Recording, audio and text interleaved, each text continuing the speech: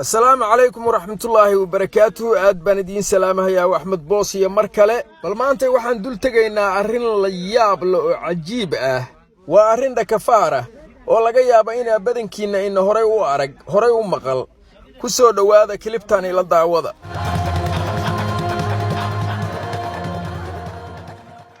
قفك بنو آذن كأول السيدو وهلك إنك جم وقضى وقف بنو آذن هو النور إن وقف شيء أو ضقة هلك أسبال جلنا هيا عيدك هيا إن باريتان مركان سمية أرنتان عند بقلي وحايسو بحذي إن قفك مركو دأجاره oo shayb uu noqdo duq noqdo inay xabaalaan qofkii asagoo nool dadka xabaalahaya oo qabanahaya oo geesaha ka taagan oo hadeertaan jicsinkiisii iyo cuntadiisii u diyaar gareynahaya oo subag iyo malab iyo barafuun geesaha uga shubahaya asagii oo nool oo fadhiya oo indhihiisii shan yihiin oo indhaha ka gulucsiinahaya waa dadkii uu dhalay ama ay dhashay iyo kuway sii dhaleen iyo kuwii ehel ugu xigay weey wax alla wuxuu adduunka ugu jeclaa bay godka la gelinahayaan oo ay ku jecsimahayaan oo ay siinahayaan wuxuu cuni jiray wuxuu cabi jiray wuxuu xiran jiray iyo wuxuu isku carfin jiray iyo waxyaalo kale fara badan oo ay aaminsan yihiin ayagu baaritaankan intaan ku jiray waxyaalihii aan la yaabay oo iiga soo baxay waxaa ka mid ahaa waqtigii la duugi lahaa markuu gaaro inay la sugaan maalintii uu dhashay bishii uu dhashay waqtigii uu dhashay iyo saacadihii uu dhashay hadday habeen ahayd habeen bay duugahayaan hadday maalin ahayd maalin bay duugahayaan galab iyo waqtigii ay ahayd uu markaas uu maaragtay ku aadanaa waqtigu dhashay bay godka gelinahayaan iska duug maaha dhankooda arrin sahlan maaha waxaas aad arkaysiin oo cuntaaba diyaar ah intuu fadhiyo oo ay u soo sameeyeen markii hore intaan la duugin geesihiisoo dhan waa la buuxinahayaa jicsinkiisii iyo wuxuu cuni lahaayoo dhan baa geesaha laga dhigahayaayoo laga buuxinahayaa waxaa kaloo ka mid ah qofka markuu dhallinyarada ahaa oo firfircoonaa waxyaalihii uu qaban jiray baa lagu jecsimahayaayoo waxaa ka mid ah hadduu ahaa wiil hoog dadkay Soomaalidu yiraahdaan wiil hoog oo halaaga ah oo dagaalyahanka ah hadduu ahaa oo dad soo dilay waxa la siinahayaa wuxuu isku difaaci lahaa markii kii uu dilay uu ka hor yimaado ay arkaan wuxuu iskaga celin lahaa iyo gaaleeftii iyo wixii ba hoosta loo gelinayaa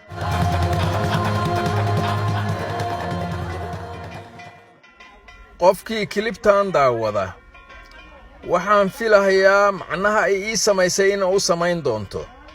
maxay tahay ilaahi muslimka ka dhigay ilaahi muslimka naga dhigay nimcada ilaahay na siiyay jahliga cawaanimada ilaahay naga saaray oo fiirso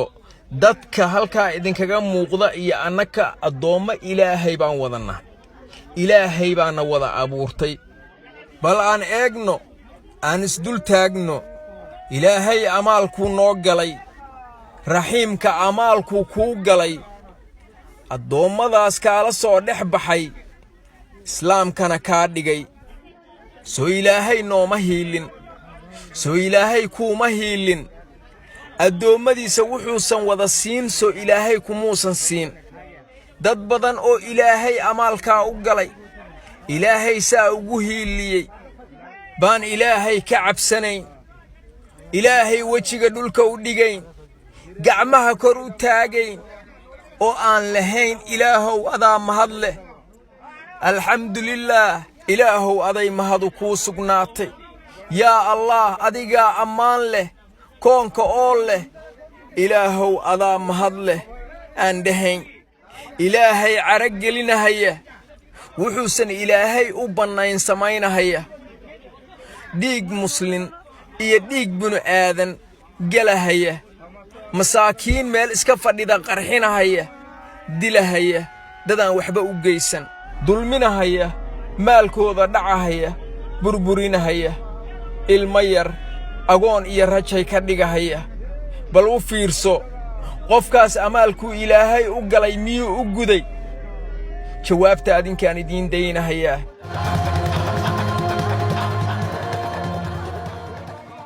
laakiinse qof kasta oo maankiisu joogo dib ha isku xisaabo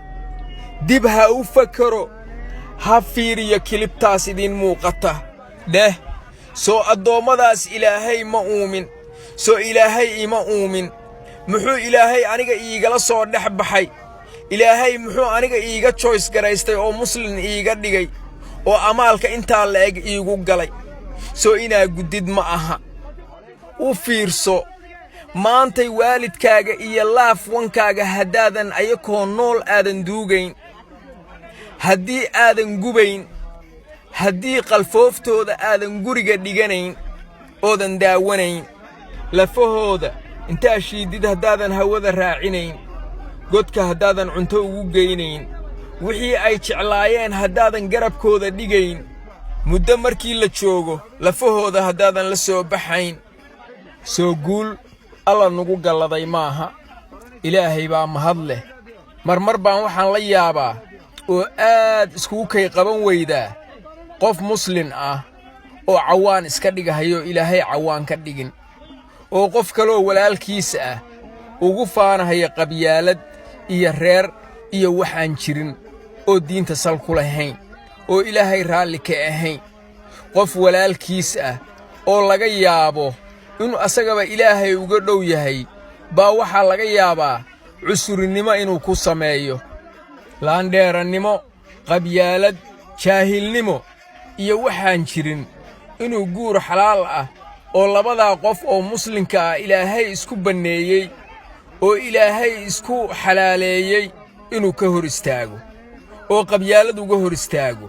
oo waxaan diinta sal ku lahayn uga hor istaago haddaa weyddiisid oo tidhaahdid maxaa kaa qaldan war waxaannu maxay yihiin diinta sal kuma lahane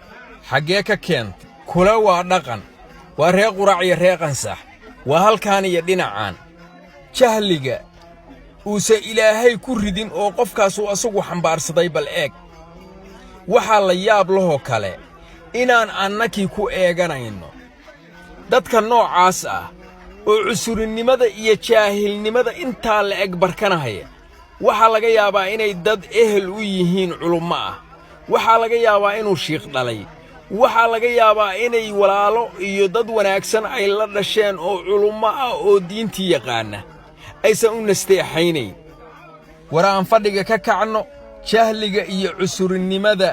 aan la dagaalanno ilaahay aan u mahadinno